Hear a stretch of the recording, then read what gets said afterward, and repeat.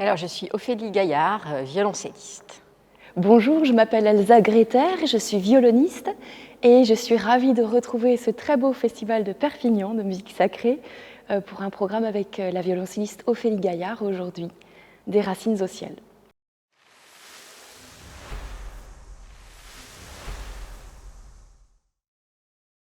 Mon premier souvenir musical est lié à Vivaldi. Quand j'étais petite, je ne pouvais pas m'endormir sans musique. Et du coup, c'était les concertos pour flûte piccolo de Vivaldi qui m'ont touchée. Et en fait, c'est surtout la joie limpide qui se dégageait de cette musique qui m'a touchée. Ma première émotion musicale, j'étais très jeune, 3 ans et demi, 4 ans, un concert de suite de Bach. J'ai vraiment eu un coup de foudre pour à la fois le violoncelle et puis l'œuvre des suites de Bach. J'ajouterais aussi peut-être un concert de musique latino-américaine à la Maison de l'Amérique latine, à la Cité universitaire. J'étais toute petite aussi, ça finit par des chants, des danses et c'était génial. Dans ma vie d'artiste, c'est un peu comme dans ma vie de femme, je dirais, parce que c'est aussi des personnalités qui m'ont marquée.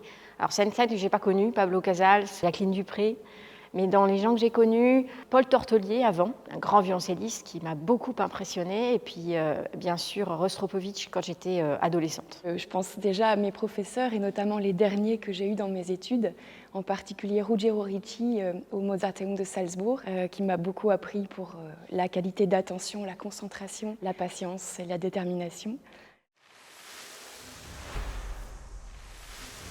Au Panthéon, Jean-Sébastien Bach, qui me guide tout au long de ma vie, et aussi bien sûr Maurice Ravel, la musique française que j'adore. C'est compliqué, mais quand même je vais dire Bach, ça c'est sûr.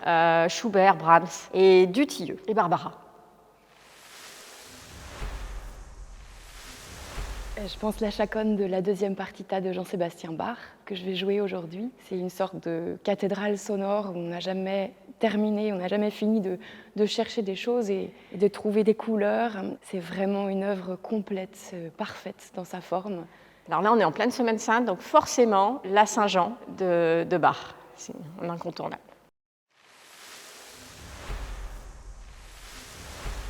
Indicible, c'est tout simplement ce qui fait notre part d'humanité et c'est ce que j'essaye de cultiver en faisant de la musique. Certainement la transcendance, c'est un grand mot, mais c'est vraiment quelque chose qui part de l'intérieur vers l'extérieur. Une émotion d'abord qui nous traverse, qui nous bouleverse et qui nous fait aller au-delà, qui nous relie aux autres, à nous-mêmes et à tout ce qui est.